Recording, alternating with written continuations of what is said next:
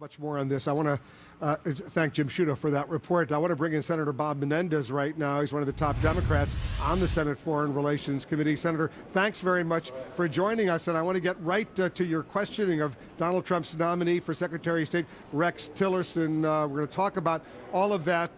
But let's talk about Donald Trump and Russia first. Were you concerned, Senator, that Tillerson hadn't spoken directly with the president-elect about Russia policy? At least that was one of his answers during the course of his confirmation hearing today.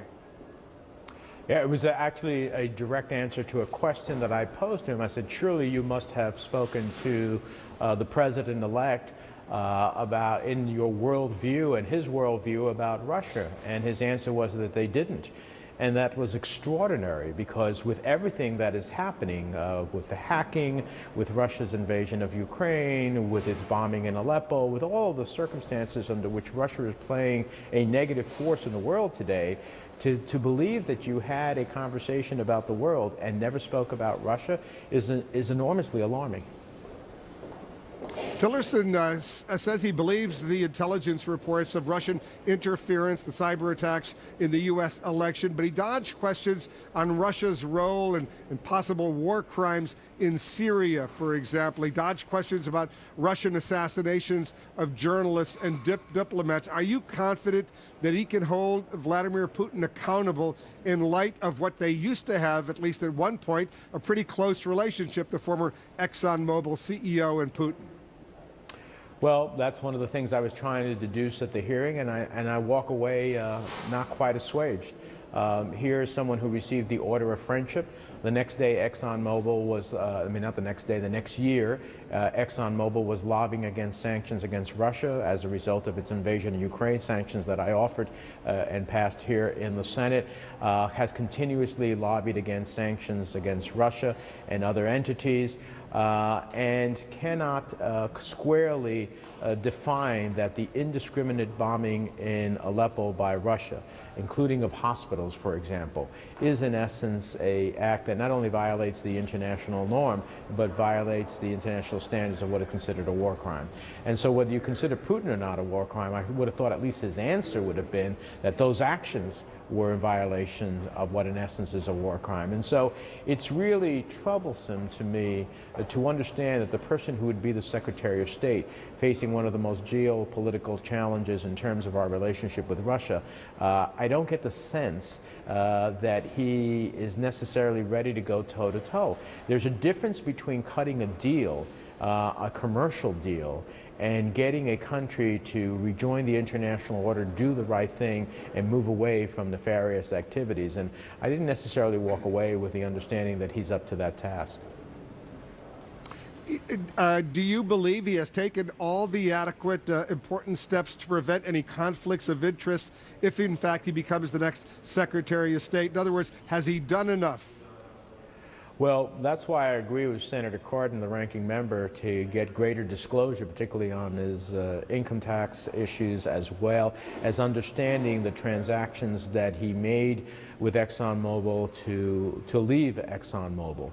It seems to me that what's happened here is that he's gotten a windfall as a result of this nomination. He's going to have tax deferrals. He's going to get an accelerated price for his stock, and a higher price than probably he would have gotten right now. And supposedly his limitation in terms of dealing with any issues with ExxonMobil is 1 year. Well, the question then arises, did ExxonMobil give you a sweetheart deal because knowing that in a year from now they're going to be able to call upon you, know that you're going to be the Secretary of State, know that you spent a lifetime at a company, and that you have a global view as to how that company operates and other companies similarly situated? I don't know that they did or didn't, but it certainly raises a serious question. I would have liked to have seen him say that he was going to, for his term as the Secretary of State, exclude himself from any actions on ExxonMobil. That would have been a greater assuaging reality. And I'd like to have a better understanding of this transaction that puts this, that sells all these, basically that he gets all of the stock at a price that's accelerated and a higher price, and how does that affect potential judgments in the future? Your Republican colleague, Senator Marco Rubio, met with reporters after he emerged from the hearing room today before the Senate Foreign Relations Committee. He refused to say whether he is ready to announce he will vote to confirm Rex Tillerson as the next Secretary of State.